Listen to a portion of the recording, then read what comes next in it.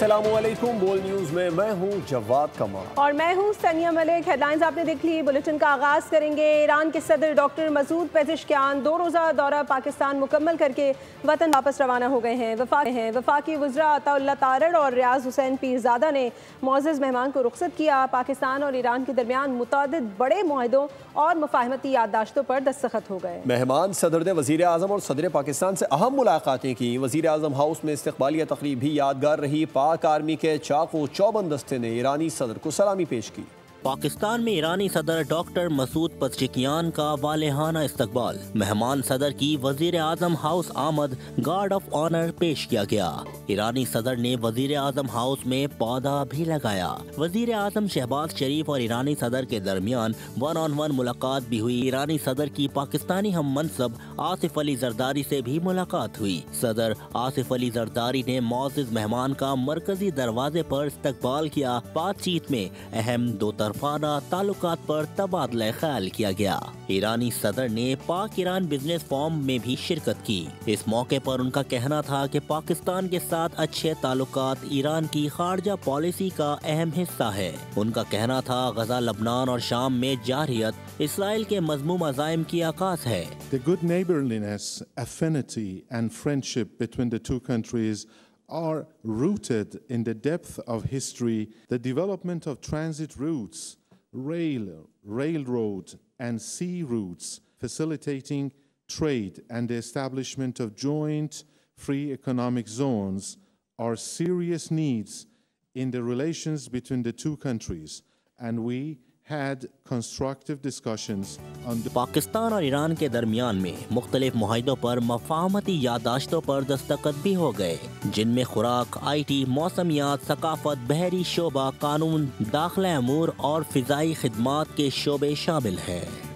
पाकिस्तान और ईरान में दो तरफा तिजारत का हजम $10 अरब तक बढ़ाने पर इत्तेफाक हो गया है। नायब वज़ीर आज़म इसहाक़ डार ने पाकिस्तान ईरान बिजनेस फोरम से खिताब में ऐलान कर दिया। कहा कि ईरान के साथ तिजारत और सरमायाकारी के फ़रोग़ के लिए कोशां हैं। उन्होंने मज़ीद कहा कि ईरान और पाकिस्तान SCO और ECO फोरम पर यकसा मौक़िफ़ रखते हैं। पाकिस्तान के तमाम मुआशी अशारिया दुरुस्त समत में गामज़न हैं। महंगाई और पॉलिसी रेट में मुसलसल कमी आ रही है। सरमायाकार मौक़े से फ़ायदा उठाने के लिए आगे बढ़ें।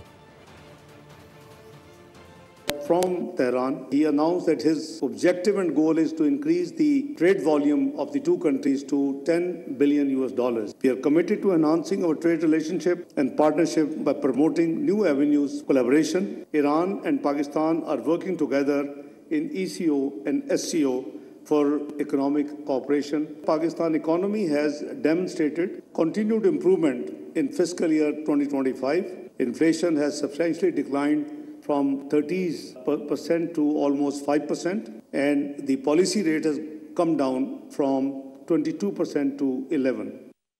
और अब जिक्र कराची में 2 दरिया पर बाप और 2 बच्चों के डूबने के वाक़े का। मोबाइल फ़ोन से बनी वीडियो बोल न्यूज़ ने हासिल कर ली है। दोनों बच्चों को समंदर में बहते हुए देखा जा सकता है। मौके पर मौजूद अफराद उन्हें बचाने की कोशिश कर रहे हैं। बच्चों का बाप भी वीडियो में नजर आ रहा है। शहरियों ने करीब पड़ा खंबा भी उनकी तरफ फेंका। एक बच्चा काफ़ी देर तक पानी में तैरने की कोशिश करता हुआ नजर आ रहा है। जिरगे के हुक्म पर लड़की को गैरत के नाम पर कत्ल करने का वाक़या। पुलिस ने मकतूला के कपड़े बरामद कर लिए हैं। ज़राए के मुताबिक कपड़े गिरफ्तार मुलजिमान की निशानदही से बरामद किए गए हैं और ख़ुदकार असलहे के लाइसेंस के हवाले से गिरफ्तार मुलजिम से तफ्तीश भी की जा रही है। तफ्तीश के दौरान मुलजिमान से जिरगे में शामिल अफराद के नाम भी सामने आ गए। और बात करेंगे के इलेक्ट्रिक के CEO मोनिस अलवी की सोशल मीडिया पर हिमायत उनके कोच को बहुत महंगी पड़ी। कैसर अब्बास ने तस्वीर शेयर करके मोनिस अलवी की सलाहियतों, नेकनियती और खुलूस के कसीदे पढ़े तो कमेंट सेक्शन में शहरी उन पर बरस पड़े। शहरियों और गुस्से और मजाक के रिएक्शन भी दिए गए। मोनिस अलवी की रेपुटेशन बेहतर करने की कोशिश में इनके कोच अपनी शोहरत दागदार कर बैठे। कैसर अब्बास ने हरासमेंट केस में सजा पाने वाले CEO के इलेक्ट्रिक के साथ तस्वीर फेसबुक पर शेयर की। इनकी भरपूर तारीफें की, लेकिन ये तारीफें पाकिस्तानी शहरियों को शदीद नागवार गुजरी। इतनी नागवार के एक शख्स ने पोस्ट को बकवास करार दे दिया। जुबैर मंसूर नामी सारिफ ने लिखा, फीस तगड़ी मिली हो तो ऐसी पोस्ट करना बनता है। ये शख्स अवाम की बद्दुआएं समेटता है और आप हिमायत कर रहे हैं। बड़ी कम कीमत लगाई अपनी। मुनीर अहमद ने लिखा कि कैसर साहब, आपका जाती ख्याल अपनी जगह, लेकिन कौन मासूम है कौन गुनहगार, अदालत को फैसला करने दें। सैयद कैसर हुसैन ने लिखा, खुद मोहनिस अलवी ने सूबाई मोहतसिब का फैसला इस मौक़िफ़ के साथ चैलेंज किया कि नौकरी से निकालना मोहतसिब का इख्तियार नहीं है, जिससे वाज़ेह है कि इन पर इल्ज़ामात दुरुस्त हैं। ऐसे में आपके मौक़िफ़ पर बहुत हैरत हुई। शाहजेब ने लिखा कि अगर एक आदमी आपका क्लाइंट है तो इसका मतलब ये नहीं कि वो मासूम है। मोहनिस अलवी पर सिर्फ इल्ज़ाम नहीं, जुर्म साबित हो चुका है। मोहम्मद रिजवान ने लिखा कि आप मोहनिस अलवी के कोच हैं, उम्मीद है कि आपने इन्हें ख़वातीन का एहतराम करना भी सिखाया होगा। मोहम्मद इब्राहिम ने तंज किया कि आपकी राय किसी से नहीं पूछी। मोहम्मद अमीन का कमेंट था, इस पोस्ट का मतलब है कि आप कानून के खिलाफ खड़े हैं। अब्बास हुसैन ने कमेंट किया, अपना तशक्कुस खराब करने का ये आसान तरीका है कि आप किसी शैतान की हिमायत करें। दानियल आवान ने तो कैसर अब्बास से भी इस्तीफा देने का मुतालबा कर दिया। पोस्ट पर सैकड़ों कमेंट्स, गुस्से और हंसी वाले रिएक्शन आ चुके और ये सिलसिला अब भी जारी है। याद रहे कि इलेक्ट्रिक में मुलाजमत करने वाली महरीन अजीज ने मोहनिस अलवी के खिलाफ हैरेसमेंट का केस किया था, जिस पर सूबाई मोहतसिब ने CEO के इलेक्ट्रिक को मुजरिम करार दिया और उन्हें ओहदे से हटाने का हुक्म दिया था। फिरोजवाला में थाना फैक्ट्री एरिया के इलाके मियाँ कॉलोनी डोगर चौक में एक और हवा की बेटी ससुरालियों की मुबैना जुल्म का शिकार। लवाहिकीन के मुताबिक ससुरालियों ने तशद्दुद करके हमारी बेटी को मौत के घाट उतार दिया। शौहर हमारी बेटी को 4 दिन कबल सुलह के बहाने से घर ले गया था। खातून की शनाख्त 22 साल आनम से हुई। खातून 2 बच्चों की माँ थी। पुलिस ने लाश तहवील में लेकर पोस्टमार्टम के लिए अस्पताल मुंतकिल कर दी। लाहौर में शौहर के सामने बीवी से इज्तिमाई ज़्यादती के वाक़े का तीसरा मुलजिम भी पुलिस मुकाबले में मारा गया। इससे कबल 2 मुलजिमान अवैस और इरशाद पहले ही CCD के साथ होने वाले मुकाबले में मारे जा चुके हैं। इज्तिमाई ज़्यादती के केस में मुलव्वस चौथे मुलजिम की तलाश जारी है।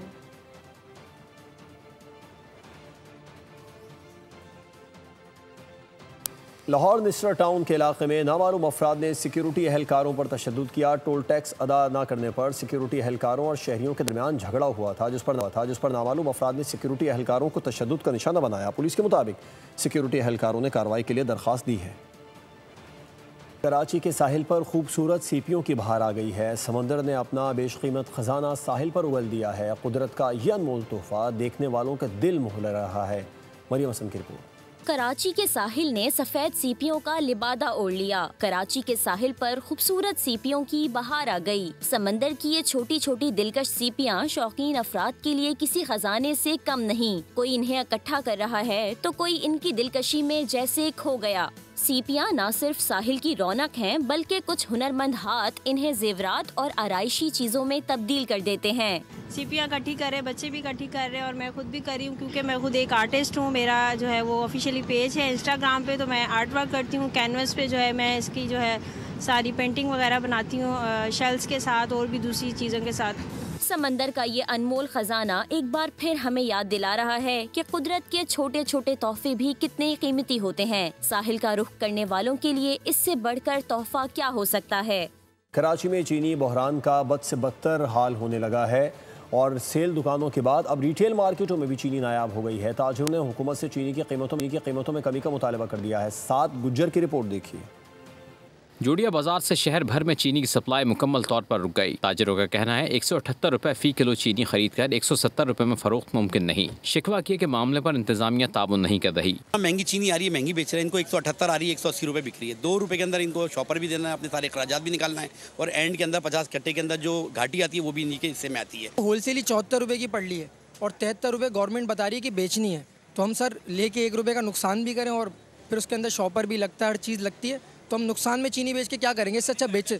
डिप्टी कमिश्नर और असिस्टेंट कमिश्नर कहते हैं ये हमारा मसला नहीं, नुकसान हो रहा है तो कारोबार बंद कर दें। ताजिर कहते हैं हुकूमत ने शुगर मिल्स के खिलाफ कार्रवाई करने के बजाय बाजारों में ही कारोबार करना मुहाल कर दिया है। जो बड़े इसके व्यापारी हैं वहाँ पर जाके आप उनको वहाँ छापे मारें। जो छोटे छोटे दुकानदार हैं वहाँ पर 5-5 हज़ार, 10-10 हज़ार, 3-3 हज़ार, 25-25 हज़ार रुपये के जुर्माने लगाए हैं। कहाँ का इंसाफ है ये? गवर्नमेंट से अपील है कि जो बड़े व्यापारी हैं उनको वहाँ पर जाके छापा मारें, ना कि रिटेल पे मारें। दूसरी जानब शहरी चीनी के बहरान से परेशान हैं। जब वहाँ से 78 आ रही है, 70 में कैसे देगा बंदा? अपना नुकसान थोड़ी करेगा। हर जगह शॉर्ट है। आप कहीं किसी दुकान पे चले जाओ, चीनी नहीं होती, शॉर्ट है, आ नहीं रही है पीछे से, ब्लैक में आ रही है। लेंगे तो कैसे देंगे? आपको नुकसान में थोड़ी देंगे, चालान होगा, ज़्यादा में दे नहीं सकते। बोल न्यूज़ का माइक देखकर खातून हुकूमत पर बरस पड़ी।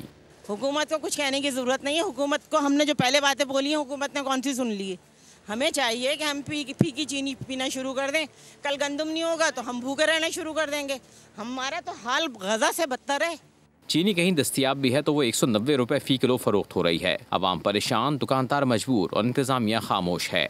अवाम का कहना है क़याम पाकिस्तान से आज तक चीनी का बहरान मुल्क भर में जारी है और ये हुक्मरान लगता है आगे इसको ख़त्म भी नहीं करना चाहते। कैमरामैन साजिद कमाल के हमरा साद गुज्जर, बोल न्यूज़, कराची।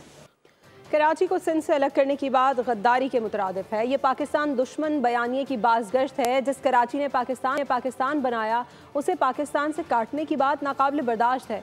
फारूक सत्तार के बयान पर तर्जुमान सिंध हुकूमत तहसीन आबदी का रद्द-ए-अमल। उन्होंने कहा कि हमने पाकिस्तान बनाया है, उसे टूटने नहीं देंगे। कराची किसी की जागीर नहीं, ये मादरे वतन का फ़ख्र है। लिसानी कार्ड खेलने वाले सियासी यतीम हो चुके। कराची सिंध का हिस्सा था, है और रहेगा। फारूक सत्तार जैसे किरदार नई नस्ल को गुमराह करना चाहते हैं। आखिरकार गवर्नर साहब की ज़बान पर असल बात आ गई। भाई का लक़ब लेकर शहर से भत्ता वसूली लोगों को याद है। गवर्नर सिंध के बयान पर तर्जुमान सादिया जावेद का रद्द-ए-अमल। उन्होंने गवर्नर साहब अगस्त के महीने में तो लसानियत को साइड में रख देते। सिंध के दारुल खिलाफत कराची में तमाम बच्चे पढ़ सकते हैं। गवर्नर साहब की बातें करोड़ों की है लेकिन दुकान पकौड़ों की भी नहीं। अब कल जब मेयर 20 अरब मांगेंगे तो कहेंगे मैं तो मजाक कर रहा था। MQM के साबिका गवर्नर के दौर में K4 का डिज़ाइन ख़राब हुआ। मुशर्रफ दौर में इलेक्ट्रिक की निचकारी हुई तो MQM आगे थी। सेंट्रल जेल के कैदी ने मैट्रिक के इम्तिहान में तीसरी पोजीशन हासिल कर ली है। दिलदराज खान कत्ल के मुकदमे में दफ़ा 302 के तहत कैद है। 10वीं जमात के इम्तिहानात में दिलदराज खान ने 1200 में से 1005 नंबर हासिल किए।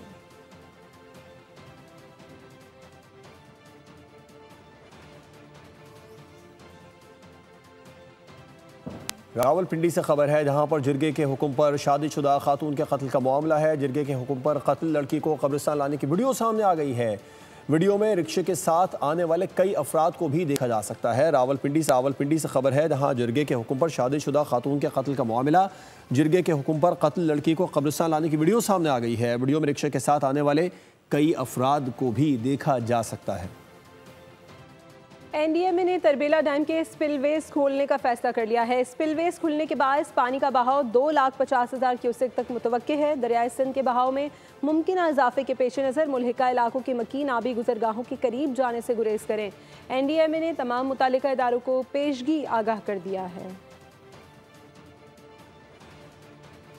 कोहिस्तान में 28 साल बाद बर्फ के ग्लेशियर से लाश बरामद कर ली गई। नज़ीरुद्दीन वल्द बहराम की लाश 28 साल बाद लेरी पुलिस के ग्लेशियर से सही हालत में बरामद हुई है। जेब से शनाख्ती कार्ड भी बरामद हुआ जिससे उनकी शनाख्त मुमकिन हुई। वो 1997 में स्पिट से वापसी के दौरान अपने घोड़े समेत ग्लेशियर की एक दरार में गिरकर लापता हो गए थे। उस वक्त कई दिनों तक उनकी तलाश जारी रही मगर कोई सुराग न मिल सका और बिलाखिर उन्हें लापता करार दे दिया गया। जश्न आज़ादी की बात कर लेते हैं जिसकी सरगर्मियां आबोताब से जारी हैं। कराची गवर्नर हाउस में जश्न आज़ादी मार्क हक की तकरीब हुई जिसमें मदारिस के तलबा भी शरीक थे। साद गुज्जर रिपोर्ट करेंगे। गवर्नर हाउस सिंध में जश्न आज़ादी मार्का हक की तकरीब सजाई गई। कामरान टेसोरी ने MQM रहनुमा और कौंसल जनरल सऊदी अरब और अफगानिस्तान के 7 परचम गवर्नर सिंध कामरान टेसोरी ने खिताब में कहा 75 मुमालिक के तलबा यहाँ सफ़ीर हैं। आज ये 75 मुल्कों के जो सफीर हैं, नुमाइंदे हैं, ये यहाँ आज गवर्नर हाउस में इस बात को सेकंड करने आए हैं कि पाकिस्तान ने ये जो मार्का हक मारा है कि इस खित्ते में पाकिस्तान की भी बालादस्ती कायम हो चुकी है। मुफ्ती नोमान नईम ने कहा ये पहली मर्तबा है कि मदारिस जश्न आज़ादी गवर्नर हाउस में मना रहे हैं। आज आपने देखा कि गवर्नर साहब ने आपके लिए दरवाजे ही नहीं खोले बल्कि आज पहली मर्तबा जिंदगी में जश्न आज़ादी अहले मदारिस वाले गवर्नर हाउस में मना रहे हैं। तकरीब में जामिया बनोरिया के तलबा की जानिब से खाका पेश किया गया। तकरीब के इख्तिताम पर जश्न आज़ादी का केक भी काटा गया। पाकिस्तान जिंदाबाद के फलक शिगाफ नारे भी लगाए गए। यूं दी हमें आज़ादी कि दुनिया हुई हैरान, ए कायदे आज़म तेरा एहसान है एहसान। कराची गवर्नर हाउस में जश्न आज़ादी की प्री सेलिब्रेशन बनाई जा रही हैं, जहां आज मुख्तलिफ तलबा ने 75 ममालिक से शिरकत कर कर पाकिस्तान को ट्रिब्यूट भी पेश किया। कैमरामैन दानिश शकील के हमरा, साद गुज्जर, बोल न्यूज़ कराची। और मैच के आखिरी दिन इंग्लैंड को ओवल टेस्ट जीतने के लिए मजीद 35 रन्स दरकार हैं। भारत के खिलाफ जारी मैच में दूसरी इनिंग्स में उसकी 4 विकेटें अभी बाकी हैं। जेमी ओवरटन 0 और जेमी स्मिथ 2 रन्स बनाकर क्रीज पर मौजूद हैं। चौथे दिन खेल के अख्ताम पर इंग्लैंड ने 6 विकेटों पर 339 रन बना लिए। हैरी ब्रोक 111 और जो रूट 105 रन के साथ नुमाया तरीन रहे। चेयरमैन पीसीबी मोहसिन नकवी ने अमेरिका में पाकिस्तानी खिलाड़ियों बाबर आजम, मोहम्मद रिजवान और नसीम शाह से मुलाकात की है। प्लेयर्स से मुलाकात में मोहसिन नकवी का कहना था कि पाकिस्तान क्रिकेट को दरपेश चैलेंजेस से निपटने के लिए ज़रूरी है कि टीम तसलसल से उम्दा कारकर्दगी का मुजाहरा करे। मुस्तकबिल में एशिया कप और T20 वर्ल्ड कप जैसे अहम इवेंट्स आ रहे हैं, एक दूसरे को इसी तरह सपोर्ट करें ताकि कामयाबी हासिल कर सके। चेयरमैन पीसीबी ने फ्लोरिडा में पाकिस्तान और वेस्ट इंडीज़ के दरमियान दूसरा T20 भी देखा। वर्ल्ड चैंपियनशिप ऑफ लेजेंड्स के फाइनल में पाकिस्तान चैंपियंस की शिकस्त। भारतीयों की तो जैसे दिल की मुराद बरआई। सुरेश रायना ने जहनी गिलाज़त ट्विटर पोस्ट में जाहिर कर दी। दावा किया कि मुकाबला होता तो हम भी पाकिस्तान को हरा देते। खिसियानी बिल्ली खम्बा नोचे, रायना के तरीके ओछे, कुछ शर्म हो कभी तो सोचे। पाकिस्तान से मुकाबले से भागे, एक ही इवेंट में दोबारा भारतीयों की ग्रीन शर्ट्स के सामने आने का सोचकर काम पे टांग गईं। प्रोटेयर्स ने पाकिस्तान को हराया तो भारतीय चूहा बिल से बाहर निकल आया। ट्विटर पोस्ट पे भड़क मार दी। सुरेश रायना ने एक बयान में दावा किया कि जनूबी अफ्रीका की तरह हम भी पाकिस्तान का हशर कर देते। हमने किसी भी चीज पर मुल्क को तरजीह दी। एक मैच जीतकर सेमीफाइनल में पहुंचने वाले भारतीय ने ढिठाई की इंतहा कर दी। खेल को सियासत में घसीटकर नफरत के एजेंडे को हवा देने का मुल्की रिकॉर्ड बरकरार रखा। पाकिस्तान टीम का प्रो हॉकी लीग में शिरकत का कवी इम्कान। हुकूमत की जानिब से प्रो हॉकी लीग में शिरकत के मस्बत इशारे मिले हैं। ज़राए ने बताया है कि आइंदा हफ्ते के दौरान सूरत हाल वाज़ेह हो सकती है। FIH ने पाकिस्तान को तस्दीक करने के लिए 12 अगस्त तक की डेडलाइन दी है। न्यूजीलैंड के प्रो लीग से दस्तबरदारी के बाद पाकिस्तान को शिरकत की दावत दी गई थी। मेज़बान उज़्बेकिस्तान को 3-0 से शिकस्त देकर आलमी अंडर-19 वॉलीबॉल चैंपियनशिप में पाकिस्तान ने 13वीं पोजीशन हासिल कर ली है। पाकिस्तान ने मेज़बान टीम को कोई सेट हारे बगैर शिकस्त दी। पाकिस्तान ने पहले सेट में 25-18 से कामयाबी हासिल की। दूसरे सेट में भी ग्रीन मॉल्बो में पाकिस्तानी तजारती और सकाफती ताल्लुकात को मजबूत करने के लिए कमर्शियल अताशी बराए स्कैंडिनेविया एहसन रियाज चौधरी ने शहर का खुसूसी दौरा किया। इस दौरे में पाकिस्तान प्रमोशन नेटवर्क यूरोप का वफ्द भी हमरा था। इस दौरे का बुनियादी मकसद स्वीडन की मंडियों में पाकिस्तानी मसनूआत खुसूसन चावल और टेक्सटाइल की मौजूदगी का जायजा लेना था। कमर्शियल अताशी का कहना था कि यूरोप की मार्केट में कामयाब होने के लिए पाकिस्तानी मसनूआत के मयार, पैकेजिंग और ब्रांडिंग पर खुसूसी तवज्जो देना ज़रूरी है। दो भैंसों में इख्तिलाफ राय हुआ तो मामला सुलझाने के लिए दोनों ने एक दूसरे से सींग फंसा लिए। लड़ते लड़ते दोनों जाकर बाइक राइडर खातून से जा टकराई। खुशकिस्मती से खातून को कोई चोट नहीं आई। और ऑस्ट्रेलिया में तारीखी बर्फबारी ने हज़ारों चेहरों पर मुस्कुराहटें बिखेर दी। बच्चे सांता क्लॉज बनाने लगे। बच्चों की खुशियों में बड़े भी शरीक हो गए। खूब हल्ला गुल्ला करते नजर आए। अब आपको खबर दें, रूस के मशरक़ी इलाके में वाक़ आतिश फिशां 600 साल बाद अचानक फट पड़ा है। माहिरीन का कहना है कि इस धमाके की मुमकिना वजह गुज़िश्ता हफ्ते आने वाले ताकतवर ज़लज़ला हो सकती है। रूसी सरकारी न्यूज़ एजेंसी के मुताबिक आतिश फिशां आखिरी बार 1463 के आसपास फटा था। आतिश फिशां फटने के बाद करीबी इलाकों में अलर्ट जारी कर दिया। राहुल गांधी ने नरेंद्र मोदी पर धांधली का इल्ज़ाम लगा दिया। कांग्रेस रहनुमा के मुताबिक बीजेपी ने लोकसभा की 100 नशस्तों पर धांधली की। खबरदार किया कि इंतखाबी निज़ाम के बारे में जब डेटा जारी होगा तो ये एटम बॉम्ब जैसा होगा। उन्होंने भारतीय इंतखाबी निज़ाम को मुर्दा करार दिया। न्यूज़ बुलेटिन से फिल वक्त इतना है। अपडेटेड रहने के लिए विजिट कीजिए हमारी वेबसाइट bolnews.com। देखते रहिए बोल। सब्सक्राइब करें और बेल दबाएं ताकि कोई खबर रह न जाए।